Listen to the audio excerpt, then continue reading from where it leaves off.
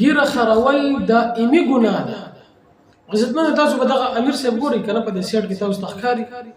د دې ګیرې ته دا کپړه ولې اچولې ده؟ دې د وجه نه چې دې کله مزدوري کوي کله کار کوي نو دې چې کله روټۍ هغه روټۍ تنور کې پورې کوي نو ورښکته کېږي نو هلته کې د سنت رسول صلی الله علیه وسلم د سوځېدلو امکان وي نو د بچ کولو دپاره ورته کپړه اچولې ده.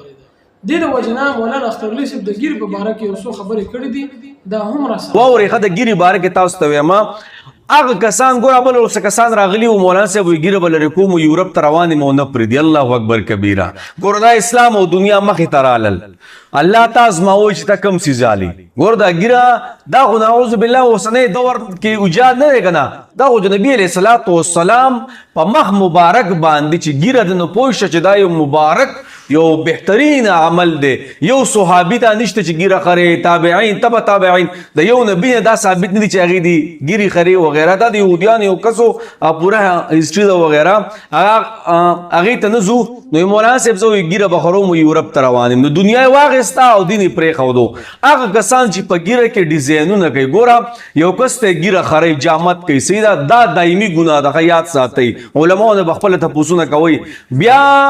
په ګناه باندې فخر کول دا دویمه ګناه ده الله الله ته شګې ځان ته وګوري او فخر پرې وکړي ګوره دا دویمه ګناه ده خفه کېږئ به رانه نه پاکې پاکې خبرې ته کوم خپله غاړه یو قسم لازادو دویم د دې نه غټه ګناه څه ده چې یو کس دا ځوانان چې په دې ګیرې کې دا ډیزاینونه کوي الله الله الله الله بله ورځ یو کس و که نه فاروق یې نوم فاروق و نو هغه کس ته یې وي سقاوي والا ته وایي په دې کې اف ولیکه اف کې ولیکه فاروق الله اکبر کې او دې بل سیټ ته یو بل نوم ولیکه نو د الله بندګانو دا د نبی اسلام سنت دي په دې پسې خنداګانې مه کوئ یو مکمل سړی قرئ هغه هم ګناه ده دویم پکې دا ډیزاینونه کول نه دلته پرېږدو دلته پکې څه وکړو دلته پکې څه وکړه یاد ساتئ ګوره علما بعضو علماو لیکلي چې دې کس ته به په مرګ په وخت کې کلمه نه یادېږي یاد ساتئ کم کسان چې په ګیرو کې ډیزاینونه او لوبې پې کوي دا علماو لیکلي چې دته به په مرګ ځنکدن په ټایم کې کلمه نصیب کېږي نو بهر کې دا ویډیو ډېره ضروري ده دا ویډیو سره مخکې شیر کړئ چونکې هر دویم دریم کس په دې ګناه کې مبتلا دی الله دې موږ ټول د عمل کولو توفیق راکړي چې په دې چهره کې موږ لاړ شو که نه قبر کې هم کېدي او مړه نبي علیه الصلاة والسلام چهره موږ ته وښیي چې دا ته پېژني نو فرشتې به الرېډي ووایي چې لکه دا خو په مخ باندې سنت دی دا به بالکل پېژني نو جناب